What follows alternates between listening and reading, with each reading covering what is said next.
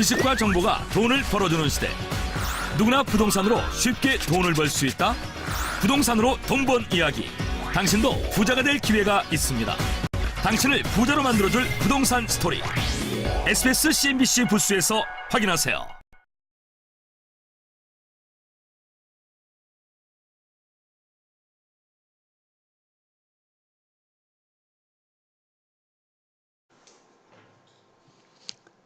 안녕하세요. 네, 감사합니다. 자, 오늘은 지분경매로 토지개발업자 되기 내용 중에 오늘 우리 회원분 중에 낮에 저한테 이제 전화를 하셔가지고 공매 물건을 입찰을 들어가겠다 이래가지고 주신 물건이 있어요. 그거는 제가 이제 얘기하면 안 될 것 같아서 어떤 물건 이런 거는. 근데 어떤 내용이냐면 아파트가 있는데 그 아파트에 선순위 임차인이 있어요. 물론 아파트는 2분의 1 지분 물건이에요. 2분의 1만 지분으로 나온 물건인데 그 중에 선순위 임차인이 2억 정도 임차금을 갖고 있어요. 제가 이제 공부 시간에 이제 말씀드렸던 것 중에 그냥 일반적인 지분 경매를 하면 경쟁률이 높기 때문에 낙찰받기가 힘들어서 조금 약간 그 어려운 거, 좀 난해한 거를 좀 해야 된다 이런 말씀을 좀 드렸습니다. 그 중에 하나가 선순위 임차인이 있는 물건과 또 지분 경매 물건입니다. 이런 경우에 어떻게 대처를 하는지에 대해서 오늘 좀 상세하게 말씀을 좀 드리려고 그래요. 이렇게 그냥 일반적인 아파트, 타 공유자만 살고 있는 이런 아파트를 낙찰을 받으러 가시면 굉장히 경쟁률이 셉니다. 그래서 내가 공부를 다 하고 모든 게 다 준비가 돼 있더라도 낙찰 받기가 쉽지가 않아서 여러분들이 쉽사리 낙찰이 잘 안 되니까 포기하는 경우가 굉장히 많습니다.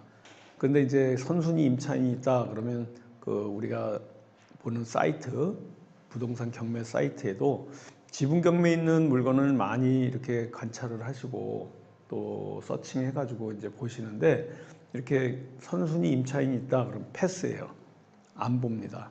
그게 왜 그러냐면 그 선순위 임차인을 어떻게 법률적으로 풀어나가는지에 대해서 잘 법리를 모르기 때문에 이렇게 낙찰받기가 쉽지가 않습니다. 제가 이제 앉아서 차분차분 경우를 나누는 거를 이제 말씀을 좀 드리겠습니다.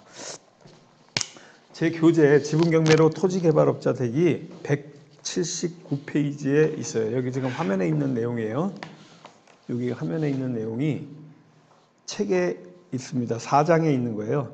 공유지분 경매에서의 인도명령이라 그래가지고 결국 임차인은 인도명령 대상자가 되는지 안 되는지하고 또 임차인의 보증금을 내가 물어줄 건지 안 물어줄 건지 이런 데 좀 관심이 있으실 거 아닙니까? 그래서 그거를 두 가지로 크게 나눠놨어요. 하나는 낙찰받은 부동산의 채무자, 그러니까 지분 아파트를 갖고 있는, 예를 들어서 2분의 1, 아까 같이 2분의 1 지분을 갖고 있는 분이 거기에 살고 있었을 때 그분을 인도명령 대상자가 되는지 안 되는지, 또 타 공유자가 살고 있는 이런 경우가 있어요. 그리고 두 번째 큰 카테고리로 낙찰받은 부동산에 임차인이 살고 있는 거. 그러니까 두 가지로 나눌 수 있어요. 하나는 타 공유자나 채무자가 사는 경우, 하나는 임차인이 살고 있는 경우. 뭐 아파트 같으면 둘 중에 하나겠죠. 비어 있는 경우는 거의 아파트가 비어 있는 경우는 거의 없어요. 거의 누가 살고 있는데 둘 중에 하나라는 거예요. 채무자나 타 공유자가 살든지 임차인이 살든지. 지금 여기에 그 화면에 나와 있는 1번, 2번이 그겁니다. 1번이 결국은 채무자하고 타 공유자가 살고 있는 경우고요. 2번이 낙찰받은 부동산에 임차인이 살고 있는 경우입니다. 지금 이 방송으로 보고 계신 분은 이 화면이 잘 안 보이기 때문에 제가 방송으로 듣고 있는 분들을 위해서 좀 자세하게 설명을 드리는 거예요, 자꾸. 그리고 혹시 방송을 보고 계신 분 중에 이게 궁금하다 그러면요, 인터넷에서 지분경매로 토지개발업자 되기를 구입하셔가지고 그 책을 보면서 이 방송을 들어보면 굉장히 도움이 됩니다. 그래서 1번 같은 경우에 채무자나 타 공유자가 살고 있는 경우 어떻게 푸는지 잠깐 설명을 드릴게요. 채무자가 있어요. 자, 아파트가 있는데 A, B, A가 남편이고 B가 부인이라고 합시다. 2분의 1씩을 갖고 있는 아파트예요. A 지분이 경매에 나왔습니다. 남편이 가지고 있는 지분 2분의 1이. 그러면 남편이 인도명령 대상자가 되죠. 채무자니까. 거기에 살고 있으니까. 어떻게 보면 지분 경매 물건 아파트를 그 경매로 여러분이 낙찰받아가지고 매수를 하게 되면 남편이 거기에 살 수가 없는 수가 있어요. 그죠? 좀 가혹하지만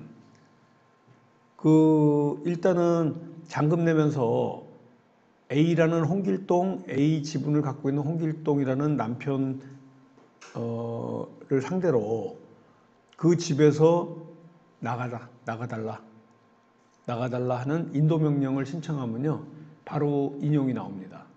제가 많이 해봤어요. 그건 틀림없이 나옵니다.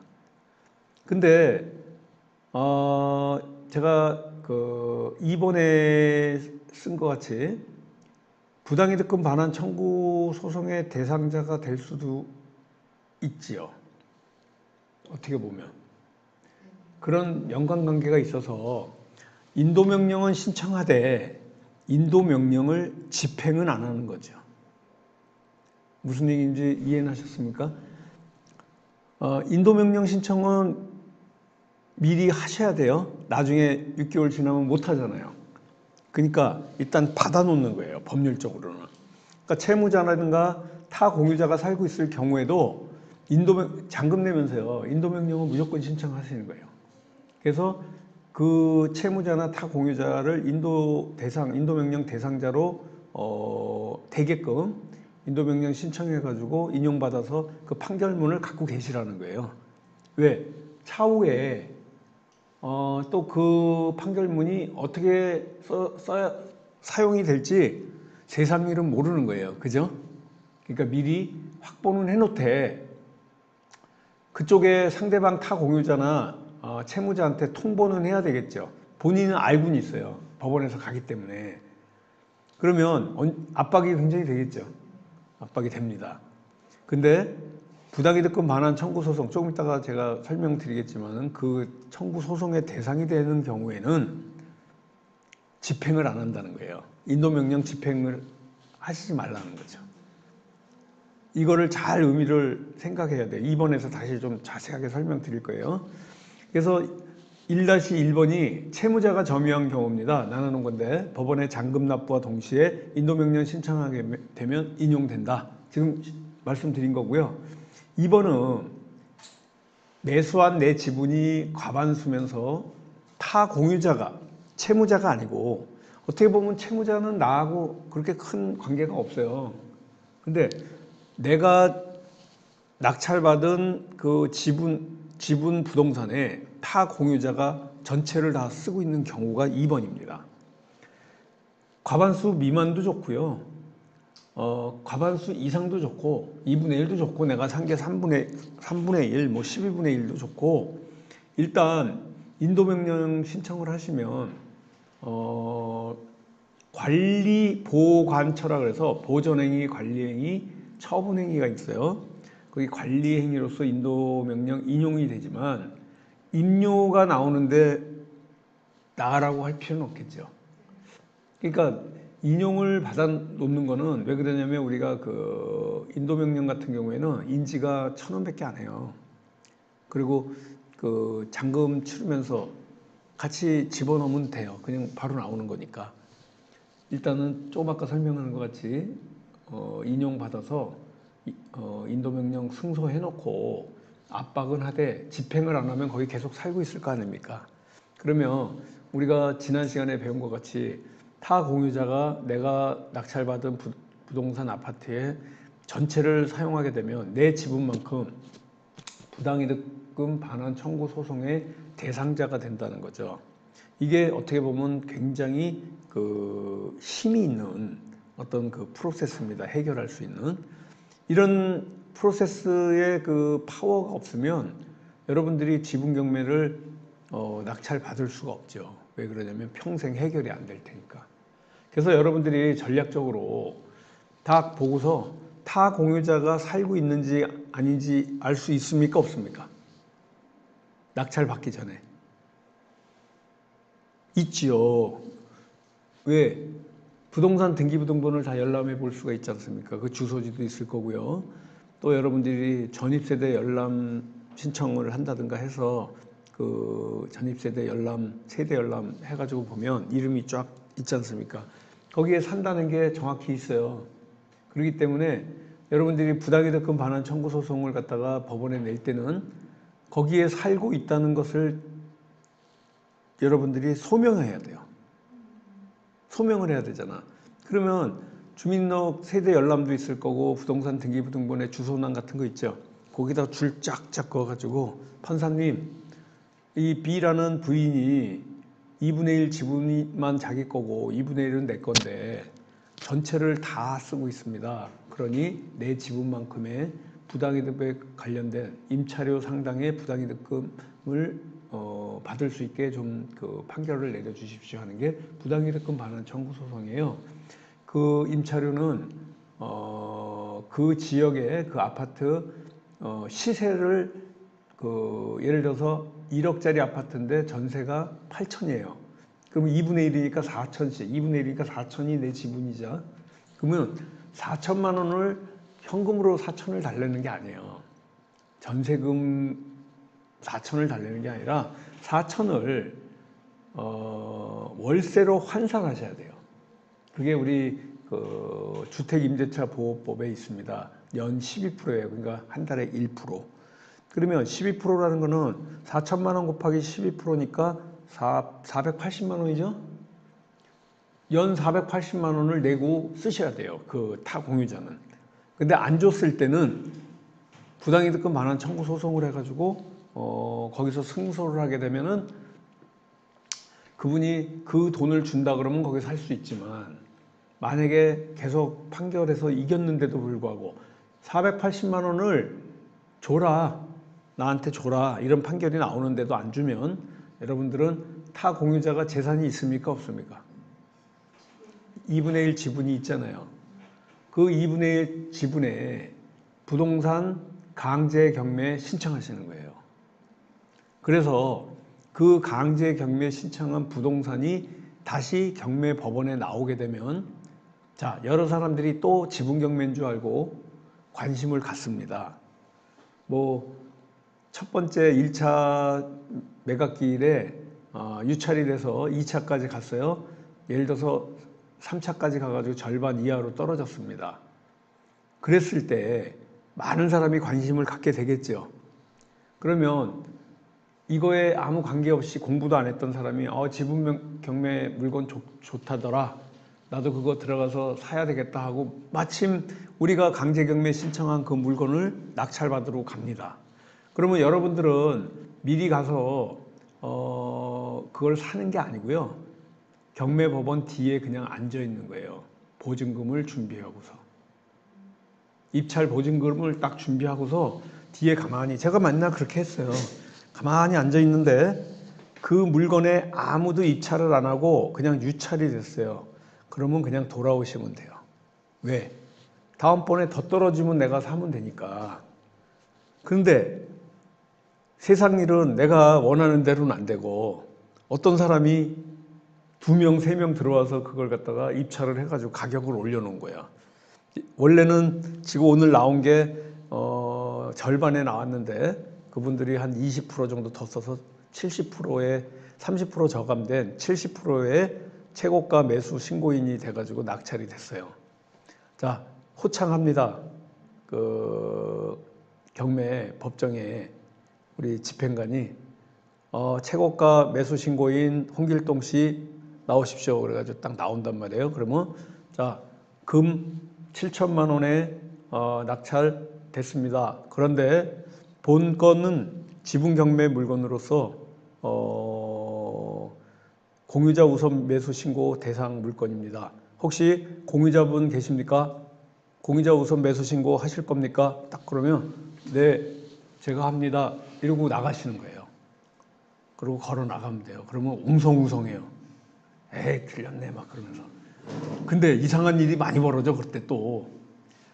이렇게 공부를 잘 열심히 하신 분들은 정확하게 입찰 보증금도 내오고 뭐 딱 준비가 돼가지고 기계적으로 탁탁 주는데, 나가긴 나갔는데, 제가 은행에 돈 있는데요. 뭐 이렇게 말하는 사람도 있고, 별의별 사람 다 있어요, 진짜로. 공부가 약해가지고, 여러분들이 그 생각하시는 상식하고는 다른 점이 되게 많아요. 그러니까 이런 그 공유자 우선 매수 신고하는 것도 조금 깊이 있게 제가 이 방송 끝난 다음에 또 좀 길게 더 해드릴 거예요. 그러니까 여러분들이 지금 2번까지 했습니다. 매수한 지분 과반수 이상이면서 타 공유자가 전부 점유를 하는 경우에는 100% 공유자 우선 매수 신청해서 매수할 가능성이 있어요. 타 공유자 지분을. 왜? 내가 부당이득금 반환 청구 소송을 냈기 때문에 내가 타 공유자의 그 공유자잖아요. 그 물건은 어느 경우든지 내 거란 말이에요. 다른 사람은 못 가져가요. 그렇기 때문에 여러분이 그 타 공유자가 살고 있는 것만 공략을 만약에 한다.